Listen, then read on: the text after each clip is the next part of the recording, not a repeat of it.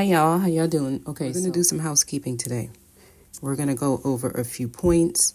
We're going to talk about like the last residual things that you all who are on the path of evolution. And all that means is you're trying to know who you are. You're trying to know yourself. You're trying to learn who you are and love yourself. Okay, that's all I mean when I say you're on the path to evolution. First of all, please only apply these messages if necessary. So these are not tips for you to start looking for in every instance or in every situation. This is mainly for those who are on the healing path and you are trying to heal from trauma from the past or whatever, and you're having a hard time moving forward. And the hard time usually happens because certain things that you thought that you have already healed from, they continue to happen. Basically, things are resurfacing. And the purpose of this message is for you to understand why it's resurfacing, not for you to look at the resurfacing as a bad or negative thing. Some of you, there are things happening and you're taking it to mean, oh, I didn't do the work. Oh my God, I still have to heal. You get off this healing stuff, right? It's like a constant healing. I'm on my healing journey. It's that in itself is a sickness. Everyone feels like they have to heal from everything. No, you do not. We are supposed to just be. So when something comes up, it's not good or bad. It just is. And looking at it from that lens, that perspective that it's good or bad, that's the first problem. Okay, so let's try to remove that layer. We're trying to remove these layers. Many of you are where you're supposed to be, but you don't look at it that way because certain things keep happening and you're not understanding why these things keep happening. That's the purpose of this message. Okay, these tips are to help you close the chapter. Close chapters and move to the next, because lingering situations is what's keeping a lot of you in limbo, right?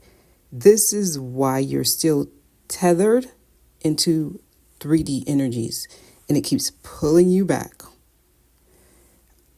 Many of you right now, a lot of things you may have thought you've healed already, or a lot of things that you feel that you've already healed already, they're resurfacing. This shows up as minor things sometimes. It's just minor things. You might start thinking things, simple things might start happening in your life, people coming back into your life from the past, stuff like that. All of that is to bring clarity to that specific situation that keeps coming up or coming back, right? It's almost like the final letting go.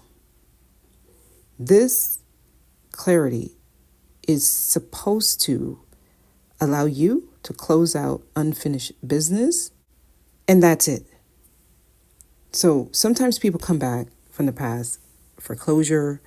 It's like the icing on the cake so that you can move on and not dwell there anymore. Some of y'all, when people come back, y'all think it means it's time for y'all to rekindle and do all of that. No. Sometimes, maybe. But most of the time, more often than not, it's so that you can close that chapter and move the hell on. All right, so let's talk about these little housekeeping little tips, and we can call them red flags or things that maybe you experienced in the past and you never really were able to grasp what it really was. Okay, so we can call these red flags. And some of you, as you are entertaining new people into your life, these are some tips that you can use. And we're at the point where intuition is so important. Being able to tap into it, being able to tell what it is, being able to allow it to lead you. Yesterday I did a video on Energy Vampire, and I recommend that you all listen to that. Also, the Inner Voice Chronicles channel, I recommend that you all subscribe to that channel. There are going to be a lot of messages coming through that. Okay? So, red flag number 1. When someone oversteps a boundary that you know you have set. Okay. How does this show up? The person or the people you are interacting with, they're not going to know your boundaries, as in they don't have access to a list of all the boundaries that you set. However, your energy should display how far a person can go. Okay, it's like an invisible line. And just interacting with you should kind of tell a person how they should proceed with you. Now, choose your battles. You don't need to use energy on minute or trivial things in life, okay? So be careful with that. But if there's somebody you're interacting with and they overstep a boundary, there's no need to get in defensive mode, reaction mode, right? You simply state your boundaries. And once the person knows, they should know not to do that again. Or you should already know how you will proceed if it happens again. And if you're interacting with someone and they overstep the boundary, if that happens, you state your boundary. They've heard you. And if it happens again, you know what you need to do, right? The situation needs to change. The interaction needs some type of change. You proceed however your intuition guides you, however your guides guide you, your higher self guides you. We have to understand what we are doing is we are allowing people into our space, into our realm, into our world. Okay. And once a person has access, they have free reign. So be careful who you are giving access to, because access just means you just removed a layer of protection. Okay. If you have your home and you're the only one with the key, and then you meet someone and you trust them and you give them the key, you just remove one layer of protection that you had before. Now they can come into your house and come and go as they please. Certain things you put here, it can be moved around because now you are sharing your personal space with someone else. So just understand what you are actually doing when you give someone access to you, when you open up your heart to them, when you open up your personal space to them. It is not as simple as, they're not going to do that. Or no, y'all need to understand what y'all doing when y'all doing what you're doing. Okay. This is the power of no. This is the power of boundaries. Go back to my spiritual protection video that I posted. Okay. Let's move on, because that's number 1. Number 1, if someone is overstepping your boundaries, that's red flag number 1. State your boundaries if you need to, but if you need to state a boundary, the same boundary, more than once, and or if you need to continuously tell someone what your boundaries are, these are red flags. Okay. Another thing to be aware of when it comes to, red flags or tips, and this specific one is more about protecting your energy, because what you give to is what you receive.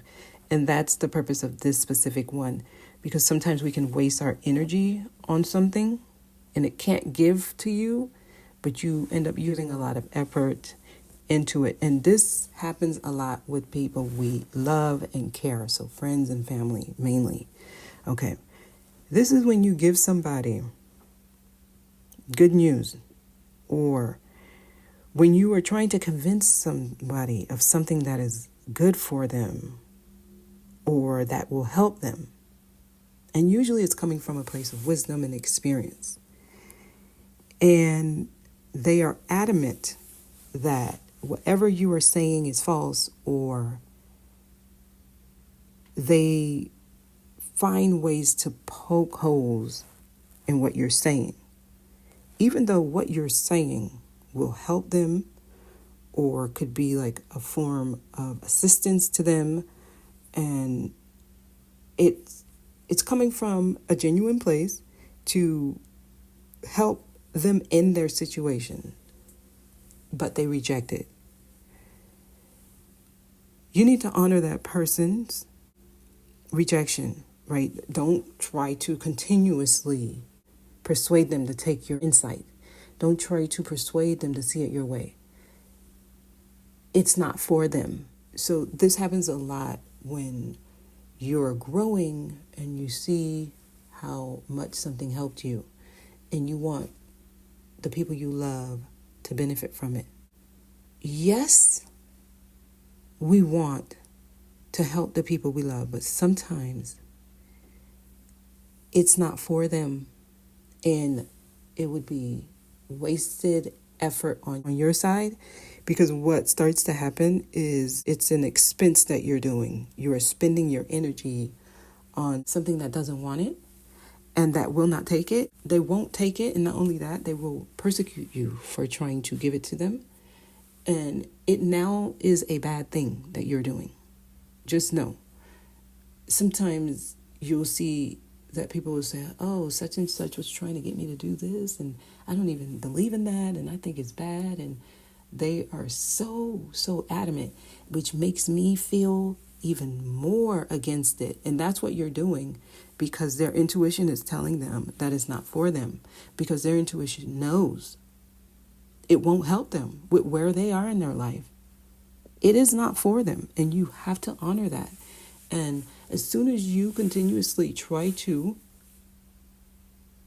insist that they take it, because yes, you may be right, it may work, it may help put them in a better place in life, but the fact that they won't take it means that if they took it, it won't have the same effect that it had on you.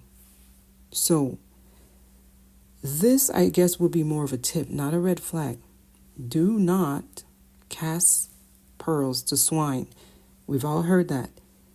It's not against the person. It's nothing against you. This is not about being more superior to someone. This is not because they are inferior to you. It's just everybody are on different paths and we are at different places in our journey. Don't try to force your journey, your path onto other people. Remember, in this path, things are supposed to flow. Anything that you are persisting and you're trying and it's taking a lot of effort and you have to keep doing it and it's not working, or the person's not taking it, you are in a struggle. That's resistance. This is when you're supposed to be like, oh, okay, I understand. I get you. Yeah, you need to follow your intuition. If you feel this is not for you, if you feel like this ain't going to help you, I totally get you. I'm with you. And this is when you'll see there's more of an agreement. This is when the conversation and the relationship can evolve to a higher space, because both people are understanding each other. Hey, this is going to work for you. It's awesome. And then the person comes, nah, I don't want to do that, because if I do that, then this would happen. Then I have to worry about this. And then you start saying, oh, I thought the same thing, but then I did this and it happened. And then they're telling you no. Please just take their no. It's not for them. Believe me, they know. You are now the one that don't know. So that's all I'm saying with this tip. If you're giving someone something to help them, they don't see it that way, honor their perspective, because it is what it is. What they're saying is actually true. Okay, now let's move on. The next tip is when you are interacting with someone and there's a lot of misunderstandings, right? Misinterpretations. And the person demands that you apologize. And listen to what I'm saying here. You say something and it's misinterpreted by the person who receives what you're saying, right? They took it the wrong way, or they heard it wrong, Or they gave it their own meaning, and they took it to mean something else, right? Let's just say you tell someone, "Oh, you look good today." And as far as they're concerned, you just said that every other day they look ugly, right? So they took it the wrong way. But you actually just meant you look good today. And this person is demanding that you apologize. Okay. This is what I'm meaning with this tip. And listen carefully, because an energy exchange is about to happen, and this happens to a lot of people, and they don't understand what actually just happened. Okay.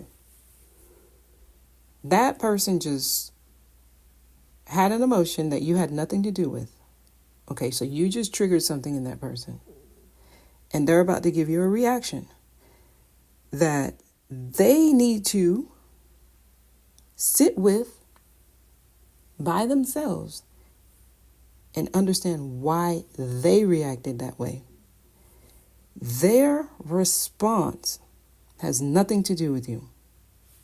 You came in and gave a compliment, and it was coming from a genuine space. You were not being facetious. You were not trying to say something else. Okay, so there was no double talk. You saw someone and you thought, wow, he looks really nice today, or she looks really nice today. They heard, every other day, I look like crap to this person. That emotion they're dealing with has nothing to do with you. You just brought something to the surface. You triggered something in this person. And they are in their emotions. Okay. When they demand that you apologize, if you do, you just took on their burden. That was an energy exchange. So what happens is you take whatever they're dealing with, it becomes yours because you apologize for it. And guess what? You just gave that person, that emotion, whatever you want to call it, it's an entity. It's an entity that jumps from person to person. It jumps from vessel to vessel, and it attaches itself to empty vessels, or it attaches itself to vessels that are not fully protected or not fully aware of who they are, right? So if you're on your journey, you need to stand on business. If you just gave that person a compliment and they took it wrong, do not apologize. Because as soon as you apologize, you let something in. I know what I'm saying here, and it's very important for you to understand what I'm not saying. I'm not saying not to apologize to people when you have done wrong, okay? We're going to talk about that in another tip. What I am saying is, if you know you did not do something that actually warrants an apology, do not apologize for it. That's all I'm saying. Now, I'm not saying to not have a conversation, and sometimes that's a waste of time, just to be honest, especially if you're dealing with someone who you strongly triggered, okay? They most likely will not receive anything you say unless you say exactly what they want you to, which is, I'm sorry. Now, the best way to engage with a person this way is something to the form of, I apologize that you took it that way, but that's not what I mean. I'm going to tell you, anyone who's triggered that strongly, they will not take that type of apology because they're going to say the way you worded it, I took it that way. They won't take that response because it implies that they're wrong, right? They want you to take full accountability. This is an entity that is trying to jump on you. I'm just going to tell you what it is, because what comes next is this person will gaslight you. They will gaslight you. They will say things like, oh, you're not taking accountability, or you have too much pride, or you always want to be right. Like, this person will attack your character is where I'm going.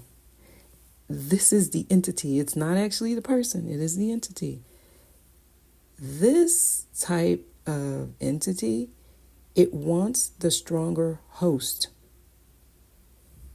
And if you are a person who knows yourself, and you know you didn't actually mean what this person is accusing you of, know that you are facing something that is stronger than that person. That person has not gotten to a place in their life where they are emotionally mature, right? Where they can understand what's actually happening.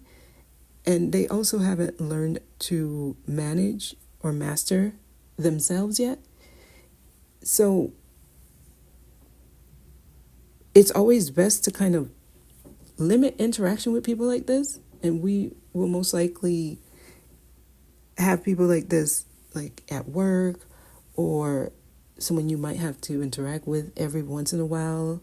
If you are, whatever, visiting a cousin, it's not somebody who's probably in your day-to-day life. If you're on the healing journey, these kind of energies, they only come in as a test of your own growth, right? They come in as a lesson, and it is important for you to stand on what you said.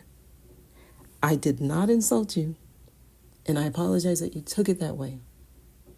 And remove yourself. There is nothing else you can say here. Do not take the burden of what they're dealing with. And I've seen where people engage like this, and then the person starts feeling guilty, and they just say, you know what, I'm sorry. First of all, apologizing out of guilt, that's not an authentic apology, number one, okay? It is an apology after feeling remorse, right? When we actually feel like we've wronged someone and we say sorry, that's an authentic apology. That's the only true apology that exists. So a person should never have to be asked to apologize or be forced or encouraged or convinced or persuaded into an apology. That's not what an apology is. At least that's not the natural course to get to an apology. Apology comes from within, like, you know what, I wronged this person, I shouldn't have said that, or I shouldn't have done that, I should have thought deeper. And sometimes we have to apologize for mistakes because there could have been a better way to do something, etc. So I'm only saying that this applies when it shows up in a way where you are misinterpreted terribly, okay? Sometimes we do things and there's no ill intent behind it. However, it leads to something that warrants an apology. Like, that exists, yes, but that's not what I'm talking about. I'm talking about where you are misinterpreted and the person is simply dealing with their own stuff and they are demanding that you apologize. So having a heated conversation and trying to explain to this person what you meant, that's wasted energy. If anything, having a conversation about an apology, that in itself is a red flag, but that's another story. You shouldn't have to have a conversation about an apology. Like, if you have to beg someone for an apology, you're not about to get an authentic apology. Apologies just come, right? They just come.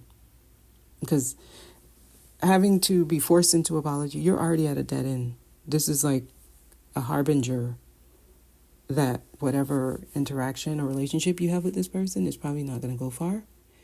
Because as soon as you say, I'm sorry for something that you know was misinterpreted or misunderstood by the other party, you just took on their burden, and that is simply a sign that you still have to work on your own self-worth. Okay, you're probably dealing with somebody who's like a chronic victim and they thrive on feeling justified in their victimhood. And they've learned the art of manipulation. Like, you're probably just dealing with someone who just have a lot of wounds and they are actually wounded and they're not healing. Okay, it's subtle and sometimes it's not even realized until later that you just took on somebody else's stuff.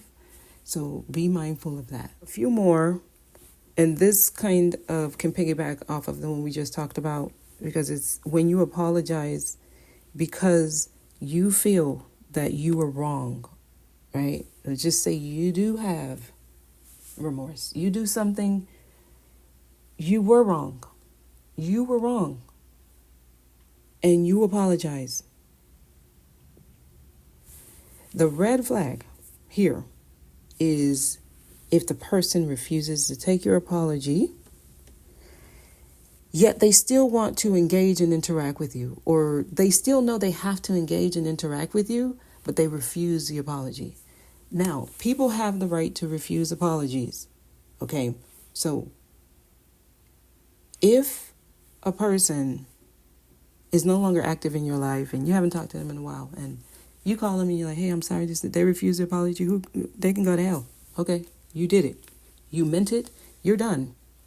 It doesn't matter if they take it or not. You were coming from an authentic space and you've already sent it out. You're done there. Okay.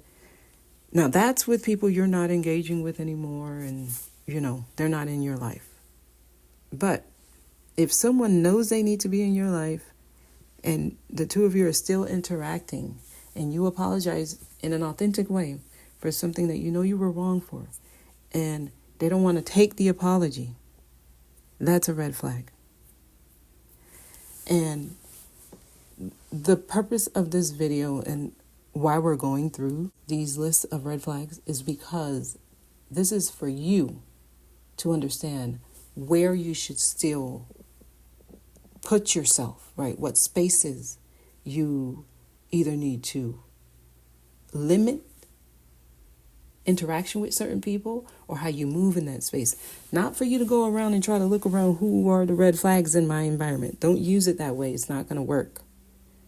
This is, if it happens, apply it. But don't go looking for it to happen because it will happen if you do.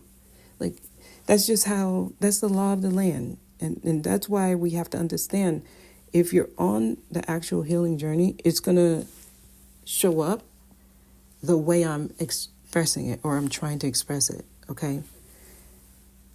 If they're not wanting to take your apology, you're probably dealing with like the same kind of energy that we just went over in the previous red flag, because this is somebody who thrives off of either being right or being the victim or having some type of victory over someone else or having something hanging over somebody's head, okay?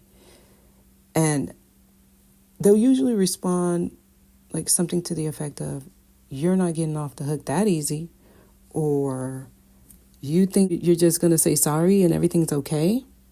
Just know you're dealing with an entity, okay? For this person, it's not about like genuine, authentic interaction. It's more about being right or wrong. It's more about I won, you lost. This is more about having control. Okay. And you're probably dealing with like a covert narcissist, or they might be very overt with their narcissism. This is an energy that's working off of ego, and it thrives off of having control of situations, and it thrives off of being able to manipulate and control situations. And the interesting thing about this is like the same person who would want you to apologize for something that they misinterpreted will probably have this same quality about them where they won't let you just apologize unless they force you to. So the tip number 2 and 3 will probably come from the same individual, and you'll realize that you're in a catch-22 with them. It's like a conundrum. You're damned if you do and you're damned if you don't. Okay, we're going to move on to the next one. Because many of us, we have these kind of people around us. I'm going to be straight up. It's best that you don't really stay in these kind of unhealthy situations. I mean, if you work with this person, get another job. If you live with this person, move. If you are in some kind of contract and you have to stay, figure a way to break it. Like, if there's a will, there's a way. These energies can be so draining on us, and we feel like we have to stay because of some type of 3D agreement. No, you don't. No, you don't. Because some of y'all, these are the things you're dealing with that's bringing you down. Some of y'all are dealing with this with y'all children, with y'all parents. Basically, just try to figure out a way to interact with these people, if you must interact with them, as least as possible, because they are so draining. Oh, they will suck you dry. They love a heated debate. They love an argument. They love to go back and forth, back and forth. They want it. It's a game. It's a game because the more you engage, the more they're draining you. It's an exchange. The more you respond, the more they're gaining, the more they get stronger. It's not about finding a solution. It's more about continuing the interaction. That's where they're fed. And again, just apply these if necessary. If it's not for you, please don't take it as if it's for you. And don't try to attribute these type of characteristics to someone that it doesn't. It's not them, okay? Like, don't try to find these in people. All right, the last ones are a little bit less dramatic. Rebound relationships, right? Someone who's chronically on the rebound. Right after they break up, they're already with someone else. And then they break up, they're on... This kind of person is not doing any type of self-work. They're not really trying to figure out why they're unable to find balance between them and someone else, okay? Now, there are some people who being in a relationship is a better way for them to learn about themselves and how they grow. And this is for those who are on the healing journey. So I'm not talking about those people. I'm talking about people who are constantly breaking up and starting new relationships. And every breakup story is the same. And they never really take a period of time just to be by themselves, but they constantly are talking about like how they don't trust people or how their ex are like this. And many times these people, they have very generalized belief systems. Like they're very stereotypical about a group of people, and they don't really allow people to show them who they are as individuals. They're usually just taking baggage from relationship to relationship, and they manifest exactly what they expect, if that makes sense, right? So it could be like someone, all men are like this and all women are like this. So every time they're dating women or men, they get the same result because their belief system tells them that that's what the people are like. You're probably just going to become another person in their routine, okay? So everything they telling you about the ex and how everybody else showed up in their life, that's going to be you soon. Just FYI, if you're dealing with a chronic rebounder, and some of y'all, this is you. That's what I like to call a shipwreck. It's a sinking ship, and you may have seen it sinking when you jumped on that ship, and you were like, I like this person, and I'm determined to fix this hole in this ship and bring it back up, and you can't do that. That person has to do their own work on their self.